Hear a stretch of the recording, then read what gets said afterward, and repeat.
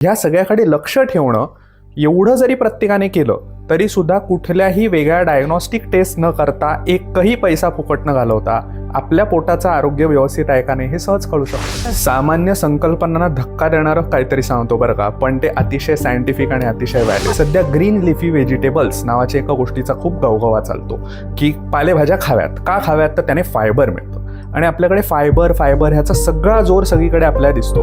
आपण साधी गोष्ट लक्षात घेत नाही की फायबरचा इंटेक हा कोणी करायचा आहे आणि इन्फ्लेमेटरी असलेली गोष्ट की जी इन्फ्लेमेशन कॉज करतं हे आपल्याला माहिती आहे, पण तरीसुद्धा पोर्तुगीजांनी आपल्याला असं काही त्याचं जिभेचं गुलाम बनवलंय की ते आपण सर्रास वापरताना दिसतं. आणि तिसरी आणि महत्त्वाची एक टिप देतो की ज्यांना सतत पोटाच्या अडचणी येत आहेत त्यांनी ताजं घरी बनवलेलं ताक हे आहारामध्ये नियमितपणे ठेवावं.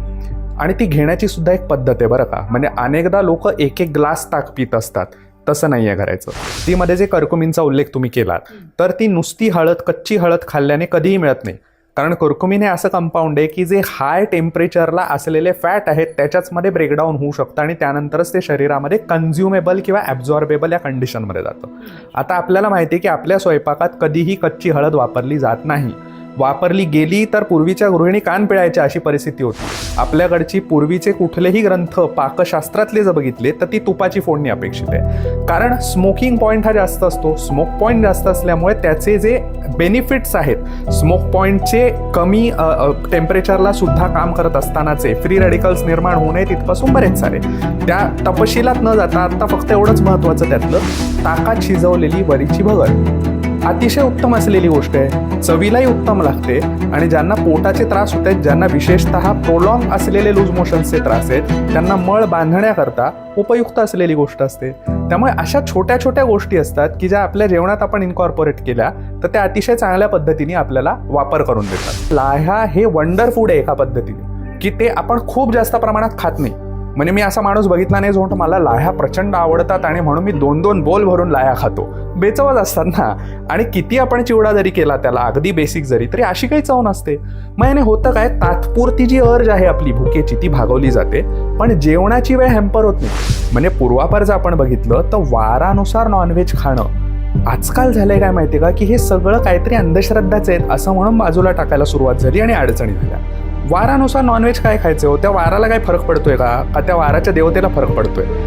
फरक आपल्या पोटाला पडतोय. ज्यांना अल्सरेटिव्ह कोलायटिस सारखा त्रास आहे त्यांनी पतली मलाई सारखी गोष्ट आवर्जून आहारात ठेवावी. जे आपण शहाळ्याच्या आतलं जे हे म्हणतो खोबरं जे म्हणतो तर ते परत आता त्यांच्याकरता अडचण काय आहे, तेच खोबरं जर का पूर्ण फॉर्म झालं नारळामध्ये तर ते पित्त वाढवतं.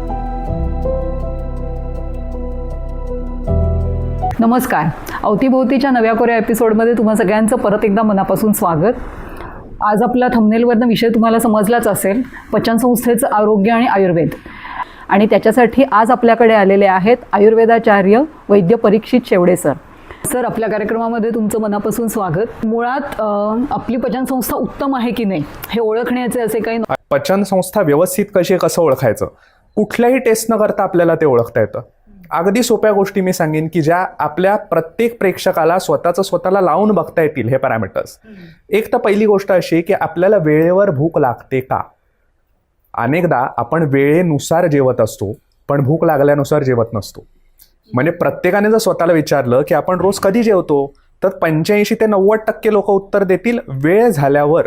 कारण लंच टाईम असतो त्याच्याप्रमाणे आपण जेवत असतो.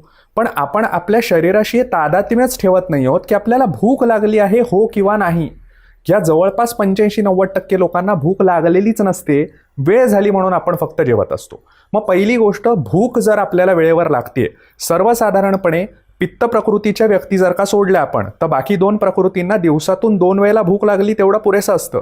पित्त प्रकृतीला ती कदाचित 3ऱ्यांदा 4थ्यांदा सुद्धा लागू शकते. आयुर्वेदाने त्यांना दंदशूक असा शब्द वापरलाय, म्हणजे कायम चरत असणारे लोक, सोप्या भाषेत दंदशूक. तर हा इतका इंटरेस्टिंग भाग आयुर्वेद सांगतो. पण बाकीच्या प्रकृतींच्या बाबतीत तसं नाही. मग त्यांना भूक व्यवस्थित लागते का 2 वेळेला वगैरे ह्याचा त्यांनी अंदाज घ्यावा. दुसरी गोष्ट, उद्गार शुद्धी हे आयुर्वेदाने सांगितलंय.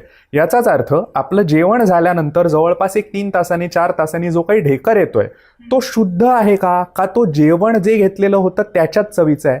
म्हणजे कित्येकदा लोक असं सांगतात की जे काही खाल्लं होतं ना त्याच्याच चवीचा ढेकर येतो, किंवा आंबट ढेकर येतात करपट ढेकर येतात, याचाच अर्थ पचन संस्था आपली बिघडलेली आहे. ह्याच्या पुढचा पॅरामीटर काय आहे, तर जेवल्याबरोबर काही लोकांना शौचाला जाण्याची भावना होते, याचाच अर्थ आपलं पचन संस्था बिघडलेली आहे. याच्या पलीकडे जाऊन मी लोकांना नेहमी असं सांगतो की आपल्याला दुसऱ्या दिवशी उत्साह जाणवतोय का शरीरामध्ये, किंवा आपण दुपारी जे जेवलेलो आहे संध्याकाळपर्यंत रात्रीपर्यंत आपल्या शरीरात हलकेपणा येतोय का. जर याचं उत्तर हो असेल तर याचा अर्थ आपली पचनसंस्था चांगली आहे. आणि सगळ्यात महत्त्वाचं जे प्रत्येकाने लक्षात घ्यावं, जे मी नेहमी लोकांना सांगत असतो, की आपण शरीरात काय घालताय आणि शरीरातून बाहेर काय पडतंय, ह्या दोन गोष्टींकडे जर लक्ष ठेवलं तर पचनसंस्था नीट राहते. सोप्यातला सोपा भाग जो इंटरनॅशनल पॅरामीटर आहे, की ज्या पद्धतीचे स्टूल्स पास होतात त्याचा चार्टच असतो, आपण अगदी गुगल केलं तरी तो आपल्याला मिळतो. ह्यातलं कुठलं आपलं स्टूल पास होतंय हे जर प्रत्येकाने बघितलं, म्हणजे साधारण जे आपल्याकडे पूर्वीपासून म्हटलं जायचं की सोललेल्या केळ्याप्रमाणे बांधलेली शौचाला झाली पाहिजे, त्या पद्धतीने जर होतंय तर आपल्या पोटाचं आरोग्य चांगलं आहे. याच्या व्यतिरिक्त जर भसरट होत आहे, त्याच्याबरोबर काहीतरी म्युकस पडतोय, क्वचित ब्लड पडतंय का, ह्या सगळ्याकडे लक्ष ठेवणं, एवढं जरी प्रत्येकाने केलं तरी सुद्धा कुठल्याही वेगळ्या डायग्नॉस्टिक टेस्ट न करता, एकही पैसा फुकट न घालवता आपल्या पोटाचं आरोग्य व्यवस्थित आहे का नाही हे सहज कळू शकतं. रोजच्या रोज डे टू डे आपण जो स्वयंपाक करतो घरात, तर ते करत असताना असं जाता जाता काही करता येऊ शकतं का, त्यांनी आपली गट हेल्थ म्हणा किंवा पोटाचं आरोग्य किंवा ओव्हरऑल आपली हेल्थ ही चांगली राहू शकेल? सामान्य संकल्पनांना धक्का देणारं काहीतरी सांगतो बरं का, पण ते अतिशय सायंटिफिक आणि अतिशय व्हॅलिड नाही पाहिजेच ऍक्च्युअली. ते मजेची गोष्ट अशी आहे की सध्या ग्रीन लिफी व्हेजिटेबल्स नावाच्या एका गोष्टीचा खूप गवगवा चालतो, की पालेभाज्या खाव्यात. का खाव्यात, तर त्याने फायबर मिळतं. आणि आपल्याकडे फायबर ह्याचा सगळा जोर सगळीकडे आपल्याला दिसतो.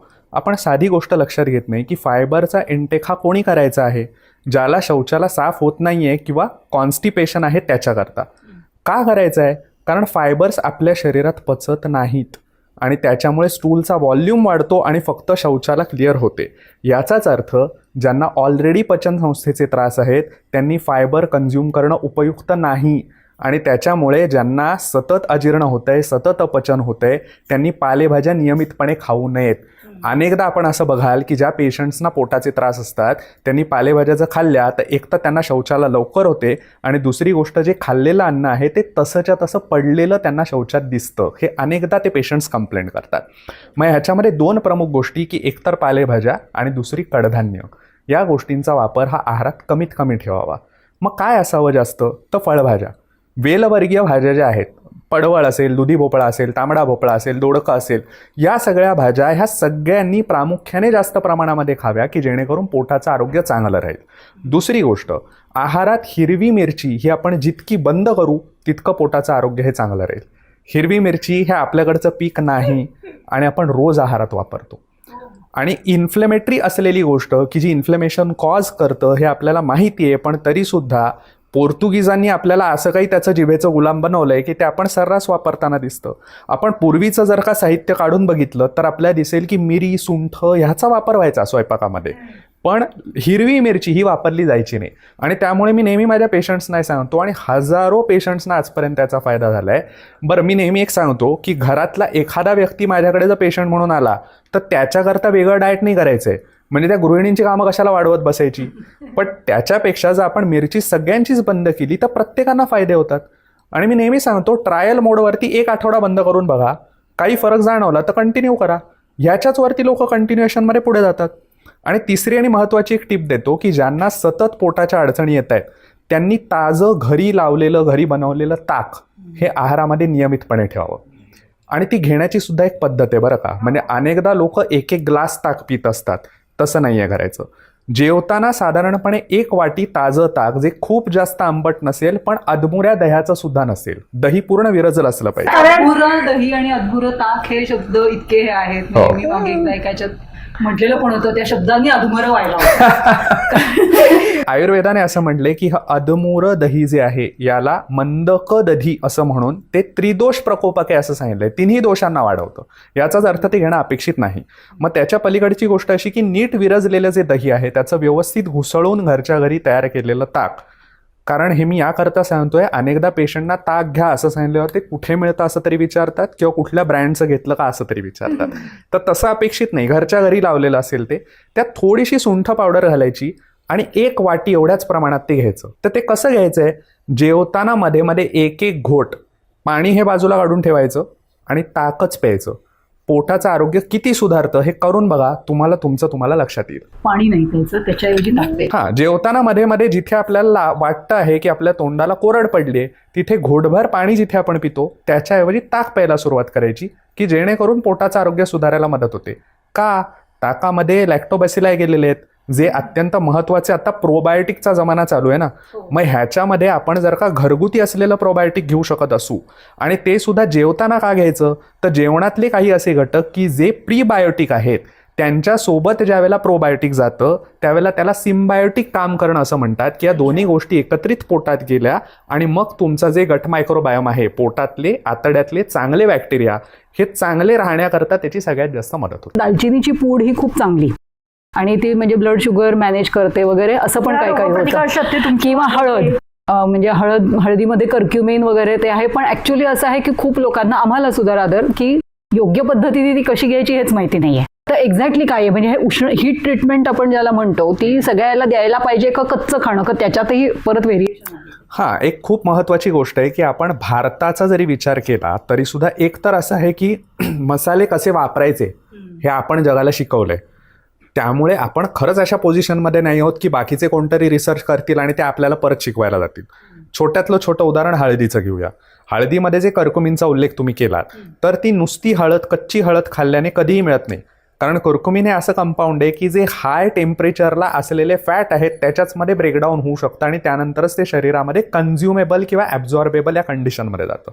आता आपल्याला माहिती आहे की आपल्या स्वयंपाकात कधीही कच्ची हळद वापरली जात नाही.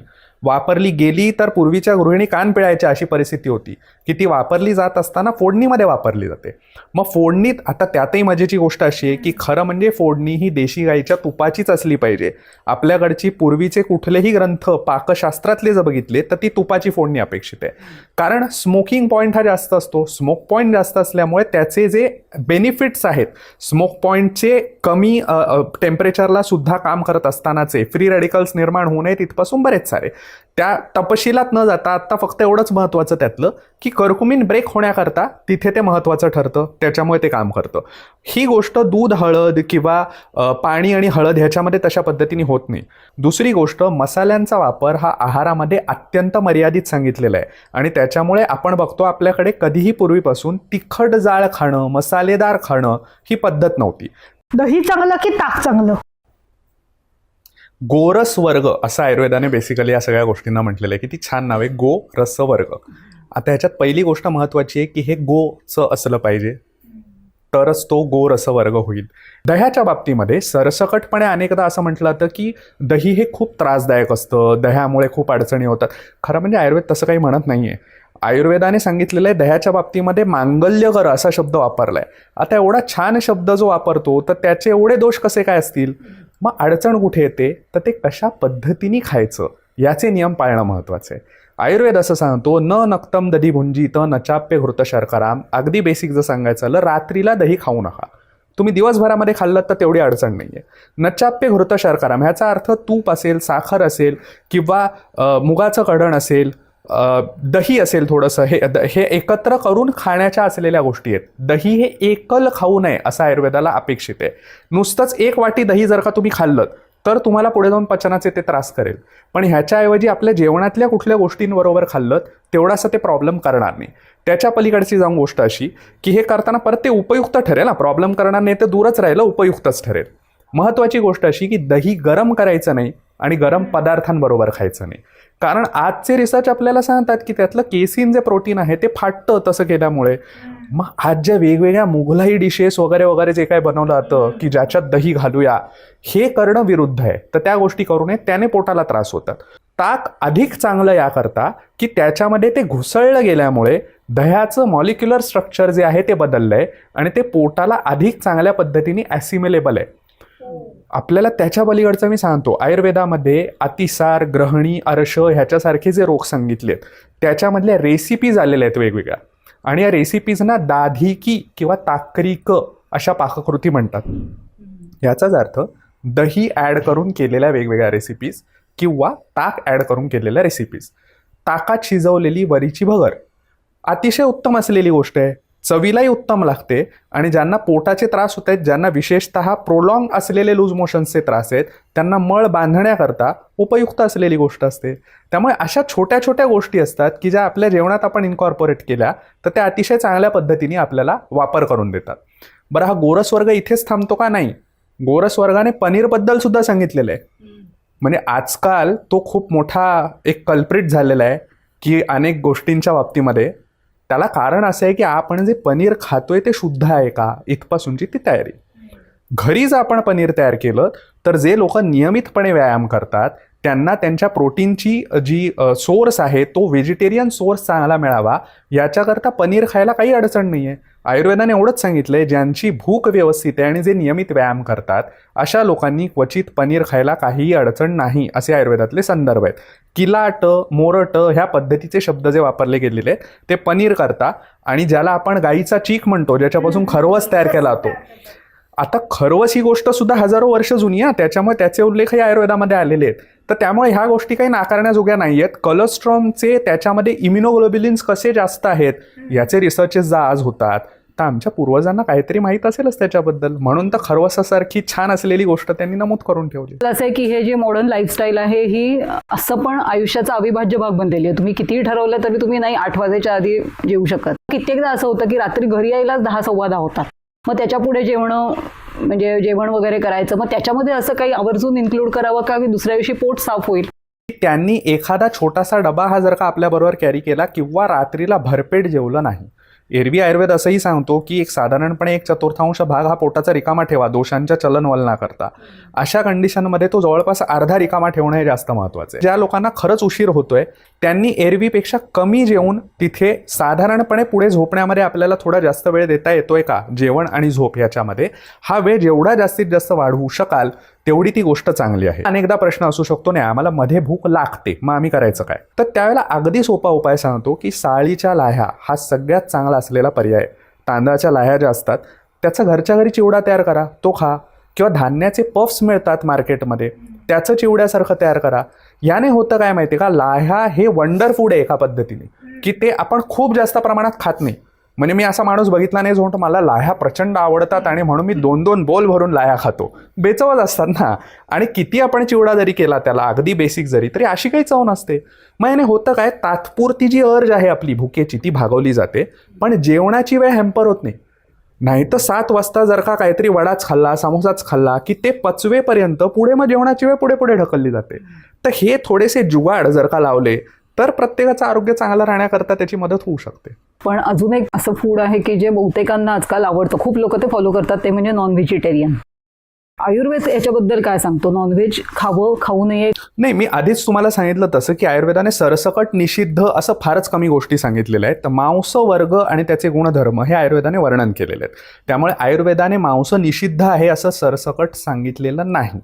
पण आयुर्वेदाने हे सांगितलेलं आहे की जेही लोक कर्मांवर विश्वास ठेवतात, ज्याही लोकांना असं अपेक्षित आहे की मोक्ष नावाची काहीतरी गोष्ट अस्तित्वात असते, पुनर्जन्म नावाची गोष्ट अस्तित्वात असते, त्यांनी आणि जे लोक साधनांच्या वेगवेगळ्या मार्गांवर आहेत त्या लोकांनी चांगली गोष्ट ही असेल की त्यांनी नॉनव्हेज अवॉइड करावं. ह्याच्या मागे कार्मिक भाग आहे तो अशा पद्धतीचा की नावच मांस असं जे आहे की माम सहा अशी त्याची फोड केली जाते की आज हा मला खातो आहे, पुढच्या जन्मात मी त्याला खाईन. त्याच्यामुळे हा प्रश्न एकट्या आयुर्वेदाचा नसून त्याला एक थोडं डीपर अंडरस्टँडिंग आहे. आता विषय असा झाला की जे लोक परंपरागत खातायत मांस, तर त्यांच्या बाबतीत अचानकपणे तुम्ही व्हेजिटेरियन व्हा असा आग्रह काही कोणी धरण्याची आवश्यकता नाही आहे. मांस कशा पद्धतीने खा आणि ही पद्धत आपल्याकडे होती. म्हणजे पूर्वापार जर आपण बघितलं तर वारानुसार नॉनव्हेज खाणं आजकाल झालंय काय माहिती आहे का, की हे सगळं काहीतरी अंधश्रद्धाच आहेत असं म्हणून बाजूला टाकायला सुरुवात झाली आणि अडचणी झाल्या. वारानुसार नॉनव्हेज काय खायचं हो, त्या वाराला काय फरक पडतोय का त्या वाराच्या देवतेला फरक पडतोय? फरक आपल्या पोटाला पडतोय. पूर्वजांना हे माहीत होतं, इष्टम धर्मेण योजयेत, याचा अर्थ लार्जर स्केलवर एखादी गोष्ट पोचवायची असेल त्याला धर्माची जोड द्या आणि त्याच्या आधारे तुम्ही ते लोकांना सांगा. भारतीय समाज हा मोठ्या प्रमाणात सातत्याने सश्रद्ध समाज राहिलेला आहे, आस्तिक समाज राहिलेला आहे. आणि हे लक्षात घेत असता तुम्ही वारानुसार नॉनव्हेज खा असं सांगितलं, नॉनव्हेजचं प्रमाण कमी राहणार आहे. बघा, एक महत्त्वाची गोष्ट अशी आहे की ह्युमन बॉडी ही खरं म्हणजे नॉनव्हेजच्या कन्झम्पशन करता योग्य नाही आहे. पण मी म्हटलं तसं की जेनेटिक डाएट कोणाचं जर ते असलं ते पूर्वापार खात असले तर अचानक थांबवा ह्याच्याऐवजी जर त्यांना ते रिअलायझेशन झालं की नाही मला ह्या काही पर्टिक्युलर गोष्टींकरता थांबवायचे, छान, उत्तम. त्याच्या मागचा डीपर कन्सर्न हा नॉनव्हेज नसून आज ज्या पद्धतीचं मांस मिळतंय हा आहे, जे मी पनीरच्या बाबतीत सांगितलं की आज ज्या पद्धतीने प्रिझर्व्ह केलेल्या, आयुर्वेदाने सद्यो होतं असा शब्द वापरलाय. म्हणजे आत्ता प्राणी मारला आणि तुम्ही तो शिजवला आणि तुम्ही तो खाल्ला, त्याला तेवढे दोष नाही आहेत. त्याच्यातही त्यांनी प्रकार सांगितलेत की कमी वयाचा मारू नका, वृद्ध मारू नका, मध्यम वयाचा, मग पूर्वी मृगया वगैरे जे प्रकार आपल्याकडे आलेले, शिकार करणे, हा तिथून आलेला प्रकार आहे. मग आज काय इम्प्लिमेंटेबल आहे त्याच्यातलं, तर जे नॉनव्हेज खातात त्यांनी पहिलं वार बघून त्यांच्याकडे जसं खाल्लं जात होतं त्यांच्या परंपरानुसार त्या पद्धतीने ते खावं.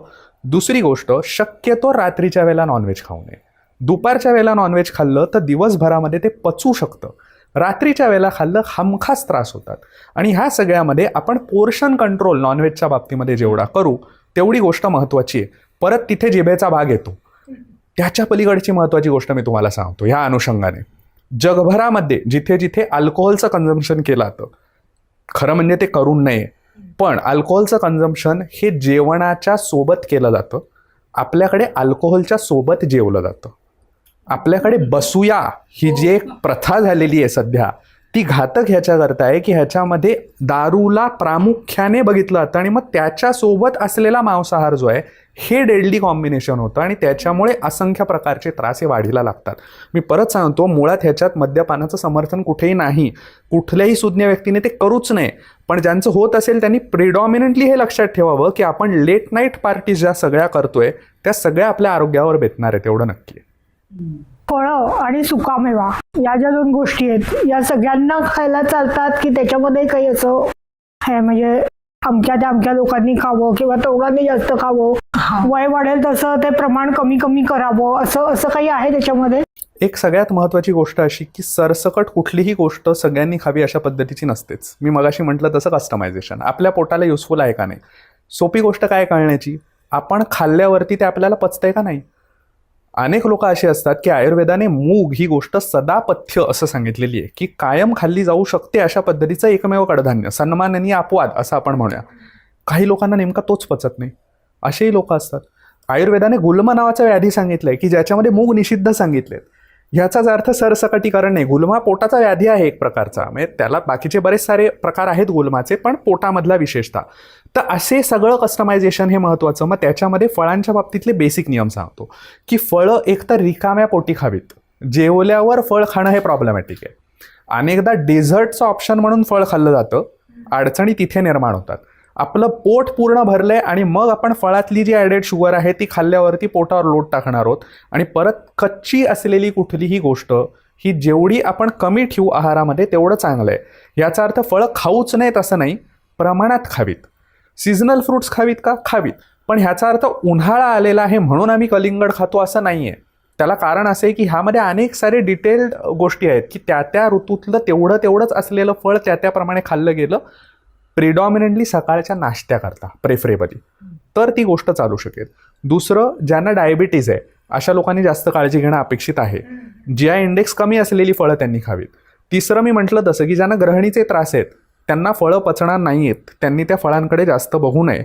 ज्यांना अल्सरेटिव्ह कोलायटिस सारखा त्रास आहे त्यांनी पतली मलाईसारखी गोष्ट आवर्जून आहारात ठेवावी, जे आपण शहाळ्याच्या आतलं जे हे म्हणतो खोबरं जे म्हणतो, तर ते परत आता त्यांच्याकरता अडचण काय आहे, तेच खोबरं जर का पूर्ण फॉर्म झालं नारळामध्ये तर ते पित्त वाढवतं आणि म्हणून मोदक खाल्ल्यावरती अनेकांना ॲसिडिटीचा त्रास होतो, कारण गूळ आणि खोबरं हे दोन्ही त्यातलं पक्व असलेल्या ज्या गोष्टी आहेत हे पित्त वाढवतात. काकडी खाल्ल्याने कित्येकांना ॲसिडिटीचा त्रास होतो. या सगळ्या गोष्टी जर आपण लक्षात घेतलं तर आपल्याला कळेल की पोटाचं आरोग्य नीट राहण्याकरता प्राधान्याने शिजवलेले पदार्थ आणि जेव्हा नाही त्यावेळेला भूक लागली असेल त्यावेळेला फळं खाणं ही गोष्ट जास्त युजफुल आहे. म्हणजे सॅलड मान्य नाही, जे सॅलड म्हणून आपण खातो विदाऊट हीट, म्हणजे काप केले मग त्याच्यात 2-4 गोष्टी जरी तुम्ही ऍड केल्या आणि वरून ऑलिव्ह ऑइल वगैरे ही आता झाली परत वेस्टर्नाइज मेथड किंवा आपल्याकडच्या पारंपरिक कोशिंबिरी. आपण पूर्वी कोशिंबिरी करायचो ज्याच्यात दाण्याचं कूट, नारळ वगैरे, पण मग ते आयुर्वेदाच्या ह्यानी काय म्हणजे कच्चं खाऊ नये असं आता तुम्ही म्हणजे जे म्हणालात त्यानी तुमच्या प्रश्नातच त्याचं उत्तर दडलेलं आहे की salads is not equal to कोशिंबीर. आणि म्हणून आपण जर पूर्वी बघितलं तर आपलं पान वाढण्याची डावी आणि उजवी ही जी पद्धत आहे तिथे महत्त्वाची आहे. आपण कोशिंबीर कधीही भाताच्या जागी वाढत नव्हतो. डाव्या हाताला वाढलेल्या गोष्टी ह्या कमी खाव्यात तुलनेमध्ये, हे त्यांनी स्पष्ट सांगितलेलं आहे. कारण आपण जनरली रायटी असतो, त्यामुळे उजव्या हाताच्या गोष्टी त्याच्या तुलनेत जास्त, आणि मध्ये आहे ते आपलं प्रिडॉमिनंट फूड. ह्या पद्धतीने आपली पानांची रचना होती. आता झालंय काय, आपल्याला रांगेत उभं राहून कैद्यांसारखं खाण्याची सवय झालेली आहे प्रत्येक ठिकाणी. त्यामुळे हे सगळं आपण विसरलोय. मग कोशिंबीर चालेल का? चालेल ना, पण प्रमाणात. उद्या जर कोणी मला म्हणालं की नाही मी सलाड जेवणाचा ऐवज म्हणून खातोय, तर नक्की ॲसिडिटी होणार आहे आणि ते परत आमच्याचकडे येणार आहेत.